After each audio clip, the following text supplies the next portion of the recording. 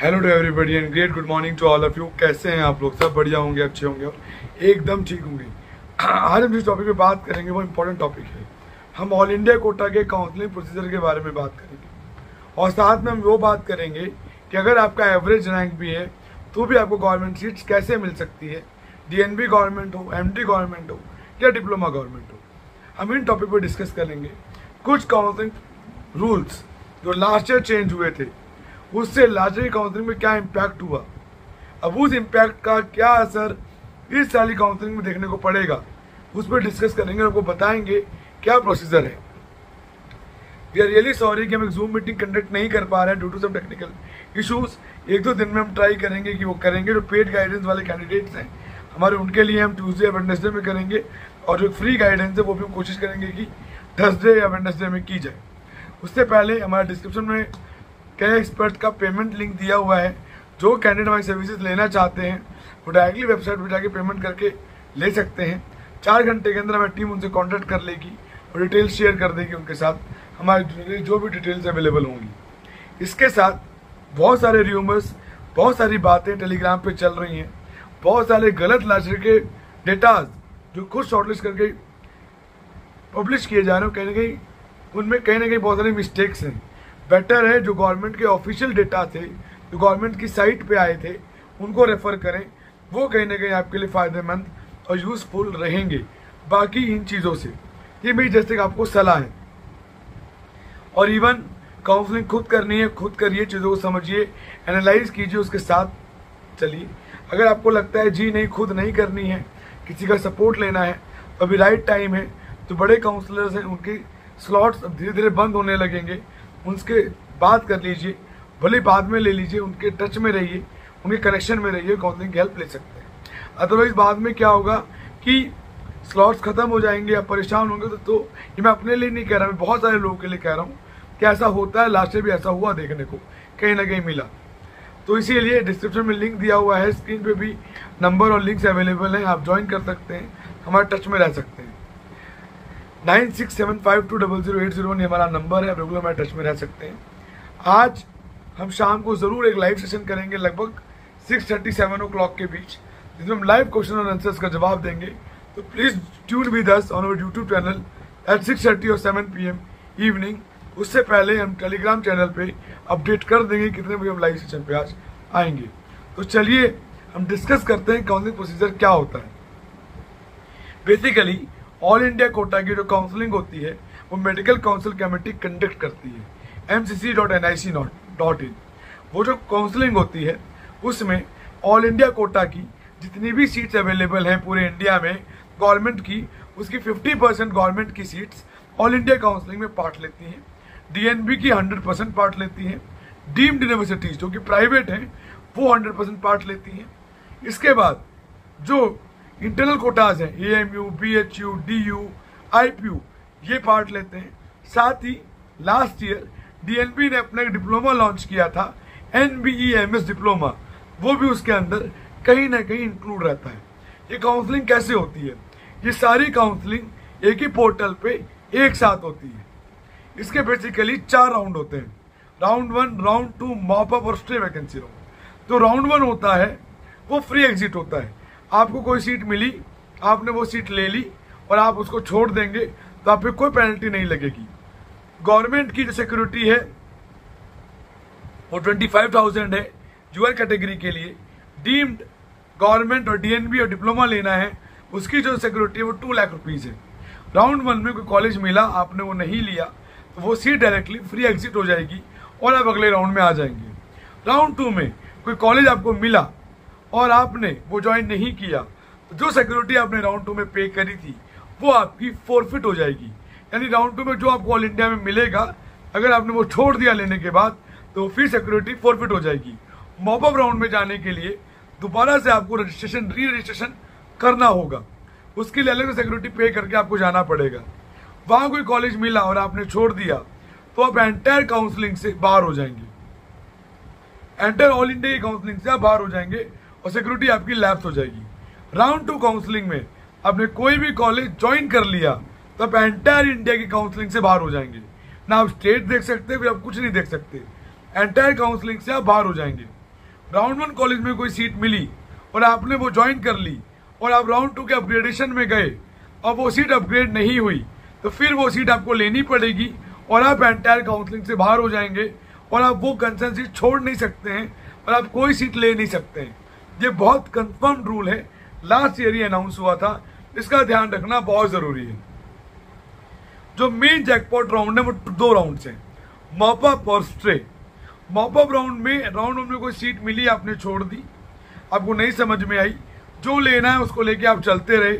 Mop up में आपको dream branch भी लेनी है और एडिशनल बैकअप भी रखना है, वो डाल सकते हैं। स्टे वैकेंसी राउंड में कोई भी न्यू रजिस्ट्रेशन नहीं होता है। जो रजिस्ट्रेशन होता है, जो चॉइस फिलिंग होती है, वो मॉप अप राउंड में ही होती है। उसके बाद दूसरा कोई भी ऐसा ऑप्शन नहीं है कि आप ऑल इंडिया में स्टे में जाने के लिए इन चीज़ों का ध्यान दें। तो जो चॉइसेस करनी है वो शुरू में करनी है। आप जितना वेट करेंगे, जितना पेशेंस रखेंगे, ये बेसिकली रैंक के अकॉर्डिंग होता है। अगर आपका रैंक 7,000, 8,000, 10,000 है और आप मेडिसिन, रेडियो, डर्मा जैसी ब्रांचेस का मन लगाए बैठे हैं, तो आपको मॉपअप में जाना चाहिए। कहीं ना कहीं ये टेक्निकली चीज कहती है, मॉपअप में अच्छी चीजें मिलती हैं, अच्छे रैंक पे चीजें मिलती हैं, क्योंकि इसके पैरेलल में स्टेट्स हो जाती हैं। ऑल इंडिया राउंड 1 होगा, फिर स्टेट राउंड 1 होगा, ऑल इंडिया राउंड 2 होगा, फिर स्टेट राउंड 2 होगा, ऑल इंडिया मॉपअप होगा, फिर स्टेट मॉपअप होगा, और स्टेट वैकेंसी आगे पीछे हो जाती है। इसीलिए जब स्टेट में भी सीट्स मिलती है तो कैंडिडेट्स ऑल इंडिया राउंड 1 की सीट्स भी छोड़ते हैं, ऑल इंडिया राउंड 2 में जाते हैं। राउंड 2 में कुछ मिल गया, उन्हें लगा नहीं स्टेट में कुछ मिलेगा, तो उन्होंने वहाँ सीट छोड़ी, फॉरफिट कराई और वो स्टेट में गए। स्टेट में उन्हें सीट मिल गई, उन्होंने उस की सीट राउंड 2 की ज्वाइन कर ली, तो वह एंटायर काउंसलिंग से बाहर हो गए। ऐसा लास्ट ईयर नहीं था। लास्ट ईयर ये रूल बेसिकली बहुत पहले से था, लेकिन इस पर जो कंफर्म क्लैरिफिकेशन आया वो लास्ट ईयर आया। अगर आपने स्टेट राउंड 2 में कोई भी सीट ज्वाइन कर ली है, तो आप किसी भी कंडीशन में ऑल इंडिया के मॉपअप में पार्ट नहीं ले सकते हैं। ऐसा लास्ट ईयर कुछ स्टेट्स अलाउ नहीं कर रही थी, उन कैंडिडेट्स को नुकसान हुआ। बहुत डिजर्विंग सीट मॉपअप में उन्हें मिल सकती थी, वो उन्हें नहीं मिल पाई, क्योंकि वो ऑलरेडी स्टेट का राउंड 2 ज्वाइन कर चुके थे। एक बार ज्वाइन करने के बाद अब स्टेट का राउंड 2 आप डिजाइन नहीं कर सकते। इसीलिए काउंसलिंग आपको बहुत सोच समझ के, सूझबूझ के साथ करनी है। ये समझना है क्या लेना है, क्या नहीं लेना है। अनसंट कुछ नहीं डालना, जबरदस्ती कुछ नहीं डालना। बेसिकली कॉलेजेस का ध्यान देना बहुत जरूरी है, कौन सी ब्रांच कैसी है, डिपार्टमेंट वेल इक्विप है नहीं है। सवाल है कि हमें डेटास कैसे मिलते हैं। We are working from last so many years. बहुत सारे JR, बहुत सारे SR, जो कभी JR थे आज वो SR हैं, कुछ कंसल्टेंट्स, उनसे बात होती रहती है। उनके बाद एक हम लिस्ट बनाते हैं चॉइस फिलिंग की, कौन कॉलेज का क्या कंडीशंस है। लगभग 1.5-2 साल के अंदर कंसर्न कॉलेजेस की कंडीशंस बदल जाती है। जहाँ हैंड्स ऑन होता है, एकेडमिक भी मजबूत हो जाता है, presentation, seminars, IPD, OPD, machines, technology, सब कुछ देखना पड़ता है। कोशिश कीजिए जितना भी 3 सालों में ग्रैब आउट करें, उसने आपको 3 सालों में ग्रैब आउट हो। ऐसा शिप में उतना करने की जरूरत नहीं पड़े। ऐसा शिप में बिल्कुल रिफाइन हो आप, और रिव्यू हो, अपने आप को रिव्यू करें, ना कि यहाँ जो लैक हो गया वो कवर करें।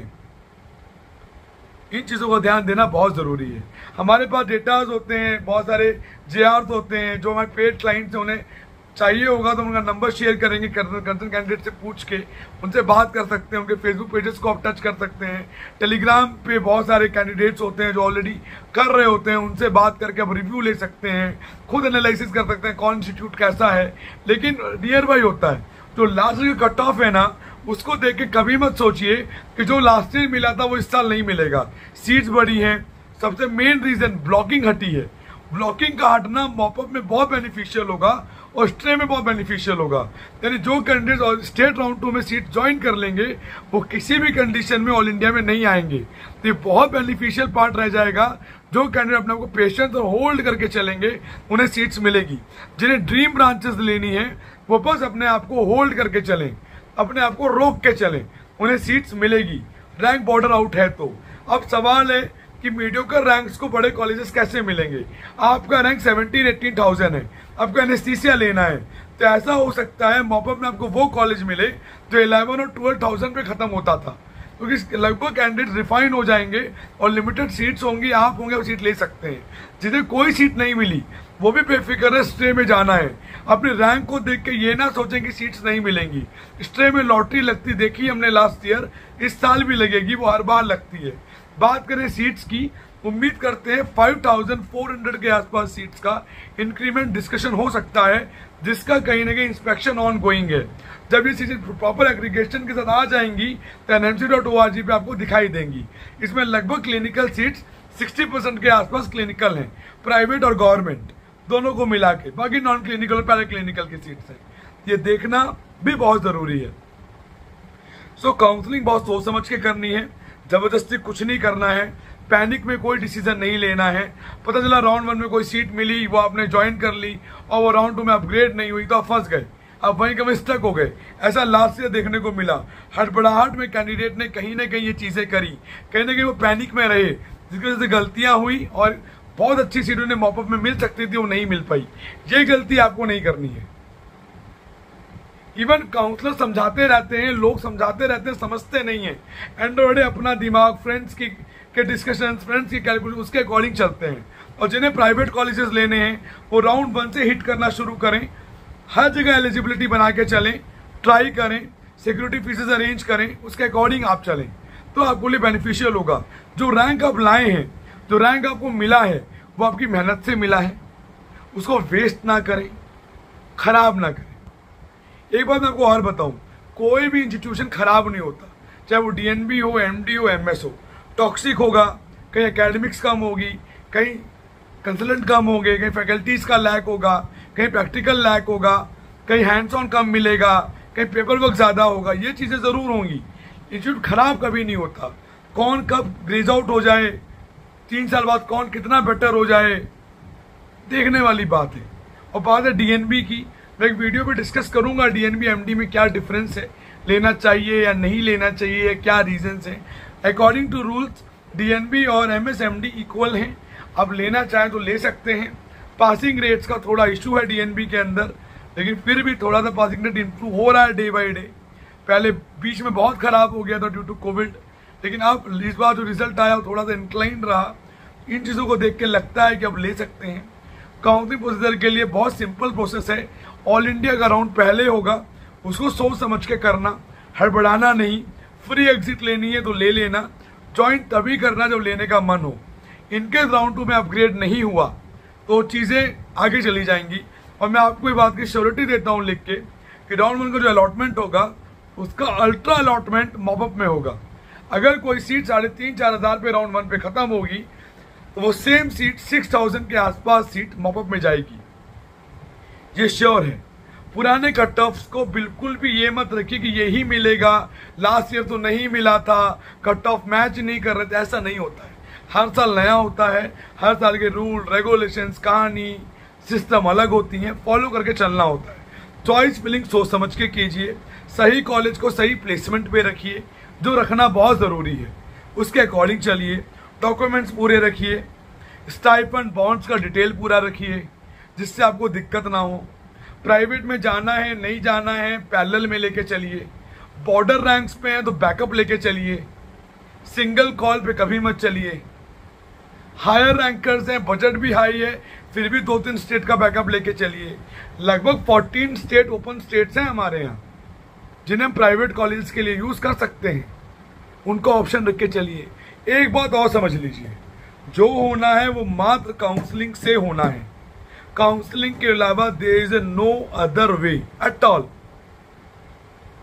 जो होगा काउंसलिंग से होगा, चाहे वो मॉपअप हो, ऑल इंडिया हो, प्राइवेट हो, गवर्नमेंट हो, डीएनबी, डिप्लोमा हो, कुछ भी हो, होना काउंसलिंग से। मानो या नहीं मानो वो एक अलग बात है। अलॉटमेंट लेटर आएगा तो ही एडमिशन मान्य होगा।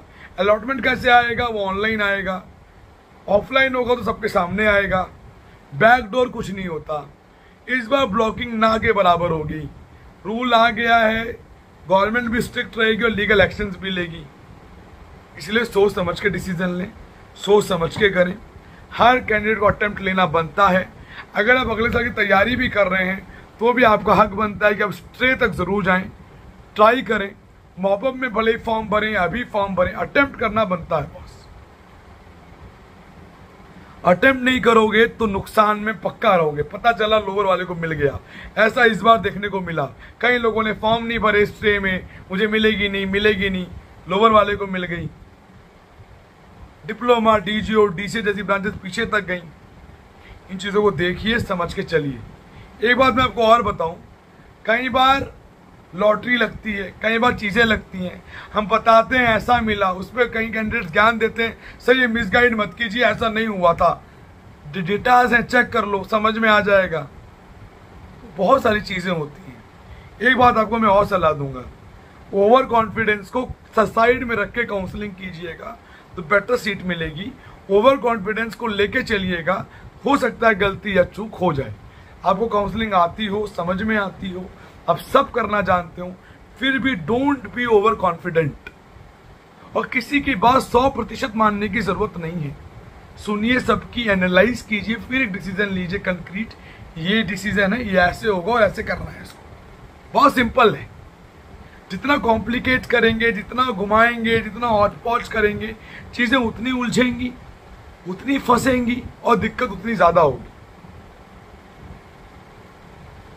वीडियो का रैंकर्स को भी गवर्नमेंट सीट्स मिलती हैं, डीएनबी मिलती है, क्लिनिकल मिलती है। बस होप नहीं हारनी, पेशेंस बना के रखना है, शांति के साथ चलना है, कोशिश करना है बेटर सीट मिल जाए, रैंक डिजर्व रहे, ड्रॉप ना करना पड़े, अगले साल ना जाना पड़े। अभी कॉन्फिडेंट रहिए। और जो कैंडिडेट एनआरआई डॉक्यूमेंट्स रेडी कर सकते हैं, रैंक ज़्यादा है, रेडी करें। एनआरआई के लिए बहुत सारे ऑप्शंस हैं कि आपको मन चाहे सीट, मन चाहे कॉलेजेस के अंदर इजीली ग्रैब आउट हो सकती है। कोई डाउट है, कोई कंफ्यूजन है, मेरे गिवे हुए नंबर पे व्हाट्सअप करें। I will revert you there on WhatsApp 9675200801। Paid guidance लेनी है, लिंक पे दिया हुआ है, व्हाट्सएप पे भी पूछ सकते हैं, तो डायरेक्टली पेमेंट करके हमारी टीम आपको डायरेक्टली कांटेक्ट कर लेगी, वहाँ पे हमारे टच में रह सकते हैं। स्लॉट्स हमारे भी रनिंग मोड में हैं, कभी भी स्लॉट्स हमारे भी ख़त्म हो सकते हैं, इसीलिए आप लेना चाहें तो अभी ले लें, बाद का वेट ना करें। So please be in touch with us 9675200801 9690796426। So bye bye, take care and have a great day. Bye bye.